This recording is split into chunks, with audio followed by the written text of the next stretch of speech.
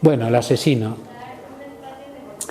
Will Eisner, mira, Will Eisner sí es el propietario de Spirit. Sí es, cuando se reedita, cada vez que vuelve a salir, y siempre está volviendo a salir, o cada vez que vuelven a decir, y ahora una historia de Will Eisner escrita por Alan Moore y dibujada por Daniel Torres, no sé qué, Will Eisner, sus herederos cobran. Pero él ya llega al comic book, él no llega a la prensa. Ya se han acabado, no pueden publicar tantas tiras de prensa y ya directamente están haciendo comic books. Y él desde el primer momento piensa que eso puede tener una calidad artística y narrativa que no tiene.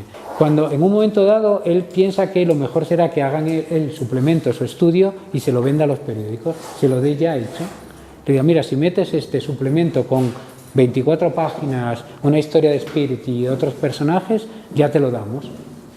El periódico solo tiene que embucharlo dentro. Y algunos dicen, qué bien. Y entonces él ya lo que hace es páginas, ya no hace tiras. Y esta es una. Y él aquí utiliza lo que él cree. Dice, esto puede tener mucha más calidad narrativa y artística. Y él se inspira también mucho en el cine, pero en el cine de vanguardia de aquel momento, que sería Orson Welles, que era, Ciudadano Kane era como, y crea un personaje imposible y ridículo. Y bueno, es tan ridículo si lo piensas bien que Frank Miller, que hizo una película hace poco, se arruinó con ella y es la película más mala.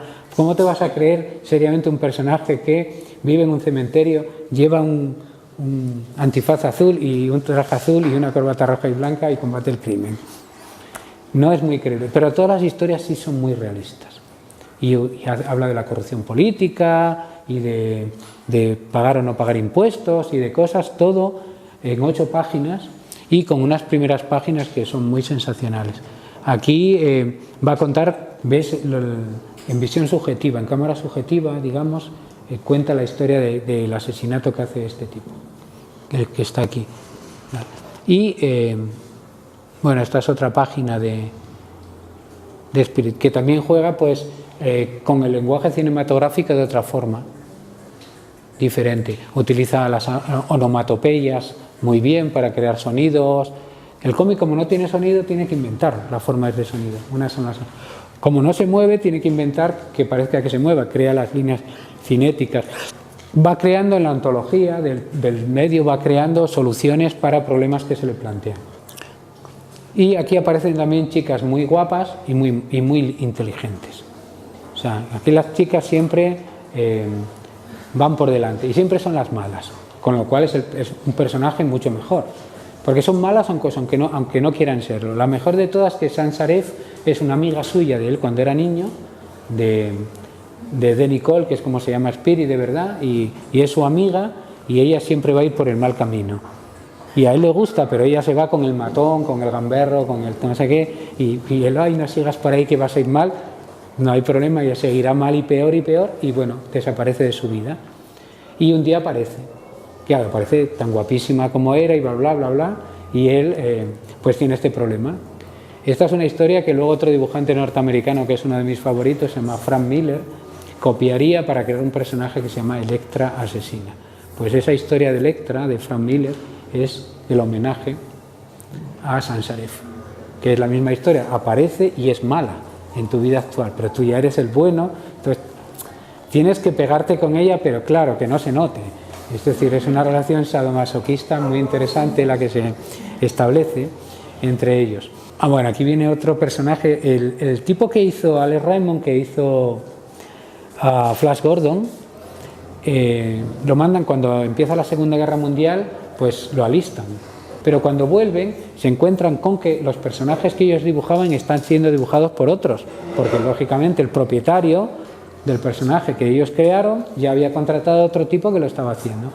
Entonces él lo que hace es que crea otro personaje, y este personaje ya es diferente a Flash Gordon, a todo aquello. Este va a ser un detective que se va a llamar Rick Kirby, y que es un detective. Yo tengo una charla que se llama 4 maneras privadas de mirar, que es contar la historia de los detectives en el cómic a través de 4 personajes. Bueno, el primer personaje podría haber sido Dick Tracy, pero no, es Rick Kirby, porque es un detective y Dick Tracy es un comisario de policía, básicamente. pero este es el primero. Y es muy sui generis porque, joder, es un detective que vive en Manhattan y yo qué sé, tiene ahí un teléfono blanco allí en el apartamento y un piano. Y el teléfono blanco, yo viví cuando era niño con unos teléfonos negros gordísimos que parecía que solo podían dar malas noticias. Y tal. Y este tipo ya tiene ahí su teléfono blanco, su loft en Manhattan, su piano que toca de vez en cuando para concentrarse, su pajarita, va vestido de súper traje, tiene una novia súper guaps, ¿no? Honey Dorian, no sé cuánto. Y investiga casos, dale si... Esto lo va a hacer en tiras, va a cambiar el tipo de dibujo y se va a volver lo que llamaríamos el fotorrealismo americano, que ha inundado todo. La primera tira es muy significativa porque cuenta muy bien el momento. Es un tipo que recoge el periódico y la botella de leche, ahí muy americano, por la mañana, y habla del que va a ser el personaje que dice que es un héroe de guerra. Y es el mayordomo, ya nos damos cuenta porque ha ido a despertar al dueño, al señor, y este se pone su bata y dice que en la última viñeta ya dice que ha escuchado un disparo fuera, lo cual ya te interesaría ver la del día siguiente, que aquí como es libro la tenemos ya, que cuenta que una mujer que ahí medio muere en sus brazos. Bueno, hay una cosa en este personaje que, aparte de lo fantasioso que es como detective, que ella tiene una cosa que es diferente de todos los héroes, que ya los tiempos están cambiando después de la Segunda Guerra Mundial. Fijaros que los héroes siempre son perfectos. El príncipe valiente guay, ¿cómo se llamaba? Flash Gordon, es el sueño de Hitler, ¿no? Todos son así, ¿no? Súper tal. Bueno, este ya tiene un defecto, tiene gafas. Luego ya no es perfecto, bueno, un héroe va a tener gafas. ¿Qué pasa? ¿No puede ver por sus propios medios? ¿Necesita ayuda?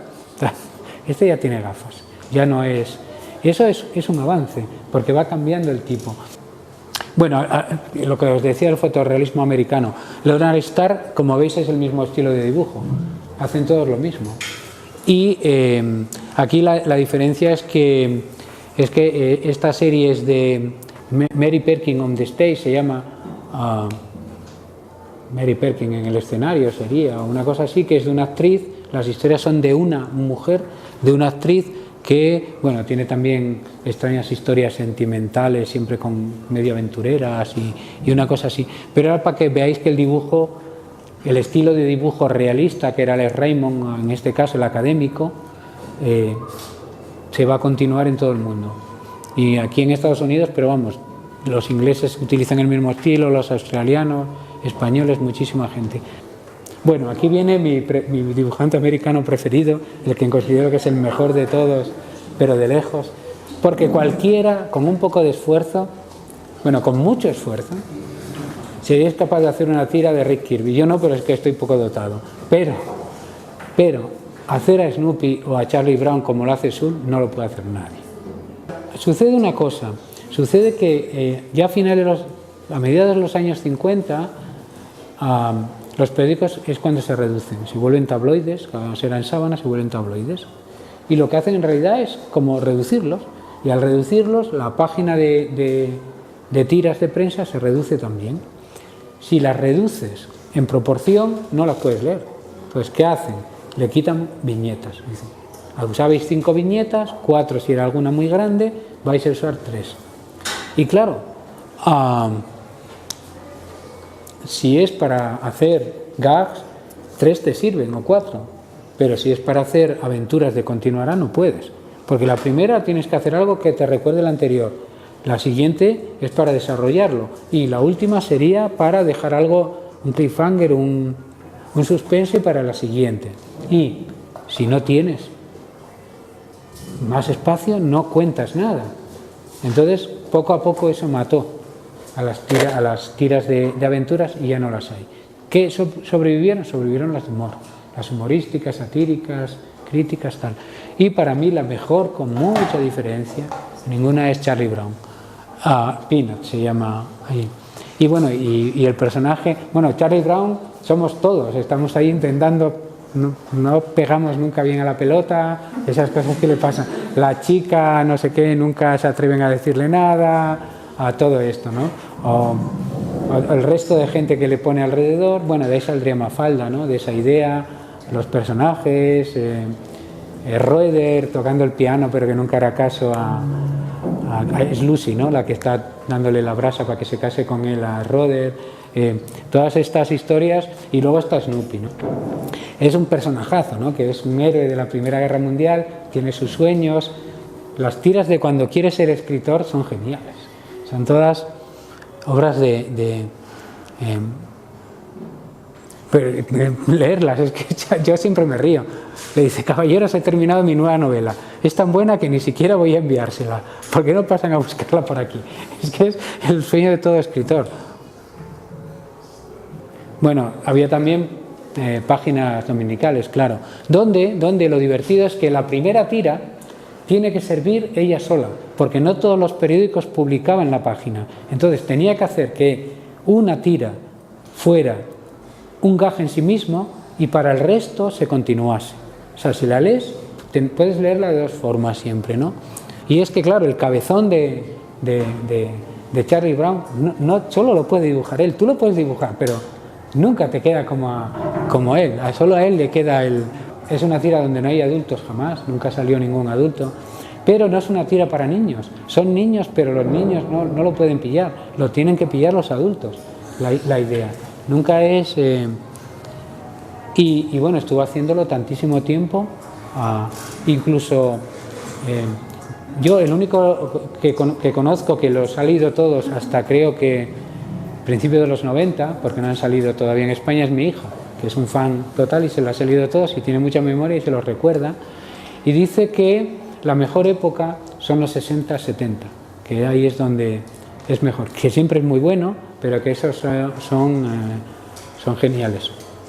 Y bueno, probablemente otra tira de prensa que si no conocéis deberéis conocer, con niños, y probablemente la última gran tira de prensa norteamericana es Calvin y Hobbes. Calvin y Hobbes son un niño y su tigre de peluche, pero el tigre de peluche es real cuando interactúa con el niño. Para el resto del mundo, y sus padres incluidos, es un peluche. Pero el niño es Calvin, es el hijo que cualquiera no quisiera tener. Es lo peor de lo peor, ¿no? Entonces a sus padres los tiene siempre en jaque y es súper imaginativa, ha tratado todos los temas, ha hecho homenajes a todos los géneros. Si está editada aquí, leeros la que os va a encantar. Bueno, es que esto era el comienzo de los comic book. Aquí ya es otra historia, es lo que os decía. Aquí ya, bueno, pues ya está hecho directamente para esto, con unos sueldos de miseria, creados todos por judíos, curiosamente. Por eso son todos el golem. Todos los superhéroes son toda la mitología judía, uno detrás de otros. Y por unos dibujantes y que se dejaron estafar todos y engañar, pero como chinos, ¿no? Y tal. Y por ejemplo, este es Batman. Batman firma Bob Kane, que es uno de los creadores, pero sucedió que no solo lo creó él, lo creó con otras dos personas, pero los otros dos eran muy tímidos y el día que lo fueron a vender solo fue Bob Kane, que tenía mayor capacidad de relación con los seres humanos, eran unos frikis, y entonces se quedó como él. Y toda la historia de los comic book es una historia de estafas, destroces, machaques de los autores, robos. O sea, si queréis ver basura de verdad en el medio artístico, está haciendo Howard Chaykin ahora unos cómics en Image que se llama Hey Kids. Estos son TVOs, estos son cómics, que va por el segundo número y cuenta estas historias. Os aconsejo que los leáis porque son muy divertidos. No todos los cómics fueron todo el tiempo una basura, literaria y gráficamente hablando. Creaban una ilusión gigantesca, eso sí, pero si los analizas tienen muchos defectos. Pero hubo una editorial que, por lo que fuera, decidió que los iba a hacer bien y se llamaba EC Comics, que juntaron a los mejores autores de ese momento y a los mejores escritores para el cómic, que no quiere decir los mejores escritores, sino los mejores haciendo guiones en aquel momento, que se llama EC, que decidieron hacer historias muy realistas y y tuvieron imitadores inmediatamente que las hacían más realistas, más desagradables, más morbosas, con más sangre y más violencia por todos lados. Pero ellos hicieron historias bastante realistas, siguiendo el estilo de las películas de aquel momento. Muchas tenían que ver con temas de horror y terror, o sea, como las películas de adolescentes de ahora, que son todas o de superhéroes o de terror. Pues en esta época hacían lo mismo. Por ejemplo, esta en Impact, esta es una historia que forma parte, Master Race, de la historia del cómic, estas páginas, que hizo Bernard Kriestein, un autor que hizo muy poco, pero que se pasó a la ilustración y muy muy bueno, que esta es una historia, bueno, como su apellido indica y como muchos de todos era judío, y esta es una historia que deforma, decompone, descompone, hace todo tipo de cosas maravillosas en la página de aquel momento. Y es una historia que está contada desde el punto de vista del otro, pero tú no lo sabes. Es un tipo que te está contando que acaba de ver a alguien en el metro que le recuerda al campo de exterminio nazi donde él estuvo y que cree que le está persiguiendo. Y le vuelven todos los miedos y va contándolo. ¿Hay más páginas? No lo sé, creo, igual no. No. Y le va contando. Y lo que sucede es que al final, tanto huir, tropieza, se cae a la vía y tiene el metro y le lleva por delante. Y cuando se acercan a preguntarle al perseguidor, el perseguidor dice, pero no sé quién era. Sí, yo no iba siguiendo a nadie. Y es que la historia está contada al revés. Es el torturador del campo nazi que nos está contando la historia y el que se muere. Entonces está contado de una forma en viñetas que es impresionante, pero muy muy bueno.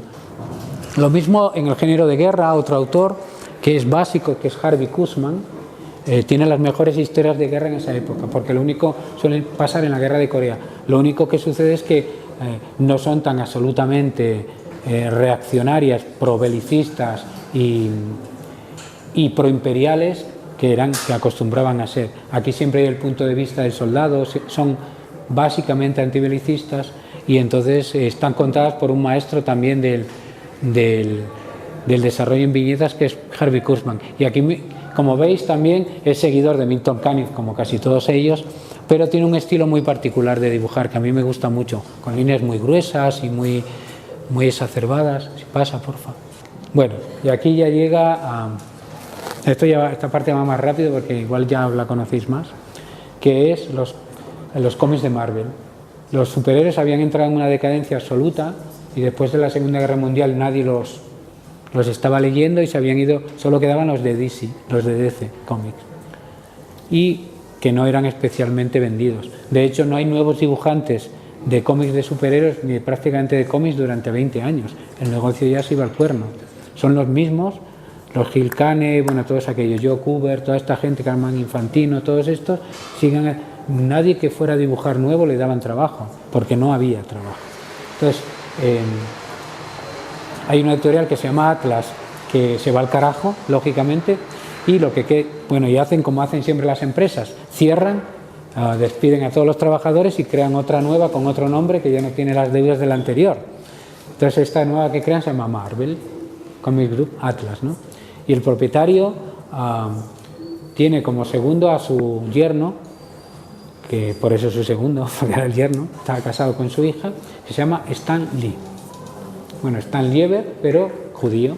Entonces se quedó en Stan Lee, que es como chino, y entonces mola más, ¿no? Yo siempre que he tenido acercamientos así con historia de la animación, historia de la historieta, casi siempre se analiza, creo, desde el lado occidental. Entonces como que se queda un poco de lado qué estaba sucediendo en Oriente, ¿no? Sí, no sé si luego habrá también cosas del manga. Pues en esta época está sucediendo básicamente desde hacía 20 años Osamu Tezuka. Eso está sucediendo, Tezuka, y toda su legión de imitadores alrededor. Y en los años 60, cuando llega... esto es pasarnos al manga, pero está bien, qué diablos. Tezuka, que es un gran seguidor de Disney, o sea, productos Disney, ¡guau! No crea, porque ya lo había cuando él llega, pero crea lo que va a ser el manga moderno. Crea miles de páginas. Eso es otro sistema de producción. Yo creo que si hubiera vivido Carlos Marx, lo hubiera analizado como el sistema de producción asiático, porque no tiene nada que ver con el nuestro. Yo conocí solo he conocido y he hablado con ellos tiempo suficiente, en este caso menos, a dos autores de manga. Uno que me gustan mucho, Kurosawa, que es el autor de 20th Century Boys, Pluto, Monster. Era invitado a Angoulême, vino a recoger el premio que le habían dado hace 5 años, por eso lo puede planificar viajes con esta distancia de tiempo, y era un tipo muy divertido. Y entonces yo me bajé a ver la exposición, porque hay una exposición de Tezuka, y vi a un chino allí en una esquina. Y no había nadie en aquel momento porque era muy temprano, y hay siempre miles de personas en las exposiciones porque son 4 días, y entonces nada, yo me puse a ver la expo y me estaba divirtiendo cuando vi que venían unos tipos con una cámara y hablaban con él, ¿no? Con un japonés interpretando. Y yo pensé, anda, han venido a grabar la exposición y solo habíamos 2 personas y quieren, claro, que el japonés, el chino aquel, mire, sacar algún tipo de plano en que se vea una cabeza haciendo algo. Y la vida es absolutamente diferente. O sea, su vida es hacer eso. Y hay un montón de gente ayudándole, su estudio, porque tienen que sacar 300 páginas al mes y ya. Para un producto de consumo rápido, o sea, tú lo vas leyendo en el metro y al llegar lo tiras a la papelera de tirar los mangas, porque nadie puede tenerlos en su casa. Las casas japonesas son muy pequeñas, muy pequeñas, y si tú coleccionas manga, tira los muebles, porque como hay tantísimos de todo, porque hay de todo, y se tienen una producción para niños de 12 a 15 años de instituto que son gays, para las que son lesbianas, para los que quieren ser cocineros, para los que, y así, y para cocineros, y para el gourmet, y para los que les gusta el sushi, para los que no les gusta el sushi, tienen para todo. Entonces, las posibilidades de que tú encuentres el que te guste en la papelera se reducen muchísimo, así que no os hagáis ilusiones de que entre tren y tren elegís, ¿no? Pero es otro sistema absolutamente diferente. Lo que pasa es que se alargan hasta el infinito, es un negocio. Luego, si tú puedes conseguir estar vendiéndolos, y para mi hijo Akira Toriyama, eso sí es un autor, o sea, es un tipo, el de Bola de Dragón, se llama así aquí también, Bola de Dragón, bueno, Dragon Ball, bueno, eso es, y Doctor Slump y todas. Es diferente y siguen bastante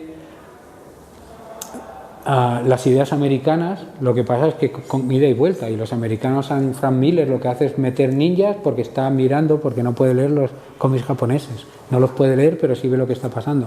Los Wolf Fan Cup es muy buena, Lobo Solitario y su cachorro está muy bien, Koike Kojima son muy buenos autores de aventuras con samuráis y tal. Hay un montón muy grande de ellos que son interesantes y tienen un público, y han conectado con un público adolescente occidental muy grande, y la cultura japonesa se ha introducido en Occidente por los manga. No ha habido otra cosa, que ni siquiera la literatura no ha conseguido entrar de la misma forma. Los superhéroes, pasa a ver, Los Cuatro Fantásticos es el primero, es la idea de la familia, los 4 elementos, el fuego, toda esta historia de cultura hebrea, sí, pasa. Y bueno, el mayor éxito a partir de los 80, que serán los X-Men, la Patrulla X en España, que se basa en, sí, se llama así, se basa en que está mucho mejor, porque dime, la chica esa negra de ahí arriba, ¿qué tiene de hombre? Bueno, pues ya está.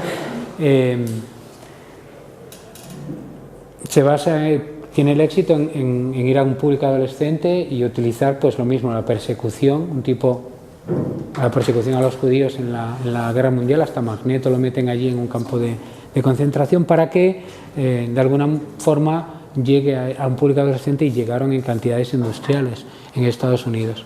Sí. Bueno, este es el más conocido, es Spider-Man, que también conectó con un público y creó algo que no existía, que es que el superhéroe no esté contento con serlo, y eso no pasaba. O sea, Superman estaba contento como una manzana de verse con aquello, ¿no? Batman, vamos, estaba contento, supermillonario como Trump, y con su torre de Batman Cueva y todo, y de noche no tiene mejor idea que disfrazarse y salir a pegar a unos tipos que están robando una joyería. ¿Pero qué te han hecho? Déjalos en paz. Pero la grandeza de Lee y Kirby es que crean unos tipos que no están contentos. O sea, que esto es como una desgracia. Mira lo que me ha pasado. Me ha picado una araña radiactiva y en lugar de ponerme verde y explotar, subo por las paredes. Y ya me ha dado el don de, a los 15 años, convertirme en un químico tan importante que creo, y tan bueno que creo la supertelaraña. Y en lugar de patentarla y hacerme millonario y luego salir de noche como Batman a dar golpes, la utilizo para mí solo. Entonces, es un mundo que es genial, ¿no? Pero tiene la base de que está dirigido a un público entre 8 y 13 años que va a tener los problemas pre y adolescente, que tiene mucho que ver con esa idea de estar descontento con uno mismo. Adolescente adolece, eso es lo que pasa, ¿no? Entonces, para mí esos primeros episodios tienen esa grandeza, la grandeza absoluta de mezclar lo que quería ser con lo que puede ser. Y entonces quería ser Superman y lo que consigue ser es el muchacho del instituto, ¿no? Y yo creo que eso tiene ese enorme valor. Era mi personaje preferido junto al Hombre de Hierro. El Hombre de Hierro en otra generación es el personaje preferido de mi hijo, porque claro, yo nunca lo había visto así, pero él me lo dice, vamos a ver, es científico, crea sin parar, es millonario, es alcohólico, liga sin parar, tiene todas las chicas del mundo a su alrededor y además tiene armaduras. ¿Qué más puedes pedir? Entonces, claro, es el tipo de héroe posmoderno y es un fabricante de armas. Además, solo hace que fabricar armas para exterminar gente y va de pacifista. O sea, tiene todo. O sea, no puede ser de otra forma. Pero creo que Spider-Man en ese sentido es que para mí es el mayor éxito de Marvel de esa época en cuanto a calidad. Esos 30 o 40 primeros números de Ditko y los primeros de John Romita. No, de Ross Andrews me gustan, porque Ross Andrews era un dibujante que no era muy bueno en las figuras, pero dibuja una ciudad enfermiza y preciosa de fondo, que me parece genial. Es lo mejor de esa época de los superhéroes. Y no volverá a haber nada tan bueno, probablemente hasta la idea de los nuevos X-Men, de cuando juntan a gente de todas partes y crean también la idea de muchos juntos, que está bien como héroes, y también muy americana, de como no hay familias, están todos desestructurados, pues la familia son los amigos, el grupo. Pero si queréis leer un cómic político, pero político, cualquiera de todos estos cómics, el que queráis, cogemos uno de los 500 que hay de cada uno, eso es un cómic político. Pero político. ¿En qué consiste? Todos tienen la misma estructura, todos. ¿Qué es? Hay unos buenos y hay unos malos. Y los malos quieren quitar algo de los buenos. Y entonces los buenos van y se pegan con los malos. O sea, hay un conflicto y se resuelve a puñetazos, o sea, con la fuerza. A puñetazos, a rayos, a taser, a cada uno el superpoder que tenga, ¿no? No sé, vomitando ácido sulfúrico. No importa el poder que tenga, para allá van y se pegan los dos. Bien, y entonces se restablece el orden. Ganan los buenos, por supuesto. Os habéis fijado que todas las guerras las han ganado los buenos en la historia. Es sorprendente, ¿no? Pero resulta que es que los malos, si ganan la guerra, se convierten en los buenos una vez que las han ganado. Es genial. Bueno, estos ganan siempre los buenos y ya se restablece el orden. Coño, qué curioso que todos estos cómics estén creados y vengan de un país que tiene el ejército más poderoso de la Tierra y que cuando tiene un conflicto va y lo resuelve con violencia, porque es el más fuerte. Es genial, porque estos cómics te están enseñando que a lo mejor tú, que eres de un país de mierda en el otro extremo, pues sí, con un cuenco de arroz para cada uno y unas cuantas AK-47, unas Kalashnikov, sois capaces de echar de allí al ejército ese más poderoso de la Tierra. A lo mejor lo podéis conseguir, pero ¿y cómo vais a echar a los niños de todo el mundo la idea de los X-Men de la cabeza o la idea de Batman? de que cuando te pegas gana el más fuerte y gana siempre y gana la fuerza y no ganas con inteligencia, pactando, llegando a acuerdos, no, ganas porque tienes más fuerza. ¿Cómo lo sacas? Porque ya desde pequeños ya les viene en el disco duro que si te pegas con el más fuerte pierdes. Eso es un cómic político. Todos estos son cómics políticos que llevan contando la política del Departamento de Estado desde Terry y los piratas, que también lo era, y su obra que hizo a continuación es Titanium más aún. Es ilegible hoy en día por esa cantidad de estropear la narrativa que tiene contando mensajes del Pentágono, pero esto es lo mismo. En este momento, tened en cuenta Iron Man. Iron Man en el original, no en el que ha hecho la película, sino en el original es Iron Man, que es un fabricante de armas, lógicamente, pero va a Vietnam a hacer sus labores, que son matar muchos vietnamitas, porque qué idea quedarse con su país y hacerse comunistas en lugar de ser unos buenos proamericanos. Es aprisionado por el Vietcong y entonces allí tienen allí a un viejete también científico o algo así parecido, que con unas basurillas que hay por allí se construye una armadura de hombre de hierro, la inicial, y entonces se los liquida a todos y se va para Estados Unidos. Y ahí crea la armadura esta y sigue combatiendo contra el peligro amarillo. Es el mandarín, que es el personaje con el que se va a pegar más veces y tiene algunas de las mejores historias. Y ese tipo, que es un fabricante de armas para el Estado americano, agresor, va a ser nuestro héroe, que además es millonario y un playboy, como debe ser, claro. Pero adelante, contar esa historia, 300 números, no hay quien lo soporte mucho, entonces siempre hay variables. Y en esta tuvieron una buena época porque decidieron hacerlo alcohólico. Se puso de moda, en aquellos años estaría de moda las asociaciones de ex-alcohólicos o cosas de estas, o alcohólicos, y decidieron añadir una cosa, porque en estos años ya no existía la censura.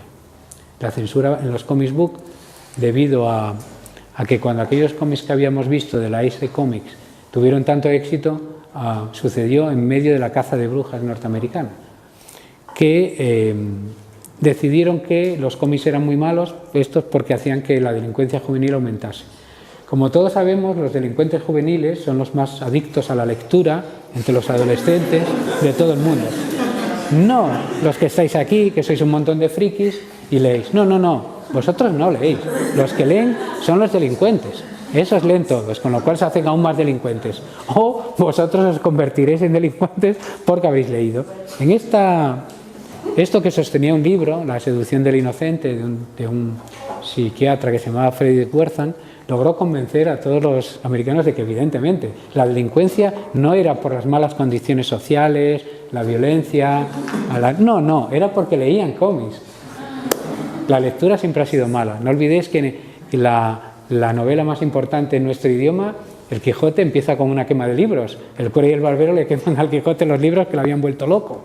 O sea que estos eran igual, ¿no? Stan Lee, que ya estaba en la cresta de la ola, decidió saltárselo. Pero no decidió saltárselo porque dijera, qué artistazos somos, vamos a arriesgarnos a hablar de droga en nuestros cómics. Y en 2 números de Spider-Man, su amigo Harry Osborn, cuyo padre es el duende, bla, bla, bla, bla, va a estar drogado, o sea, va a tener un problema de drogadicción. No sucedió porque dijeran, vamos a atrevernos con esto, y el Comic Code que le den.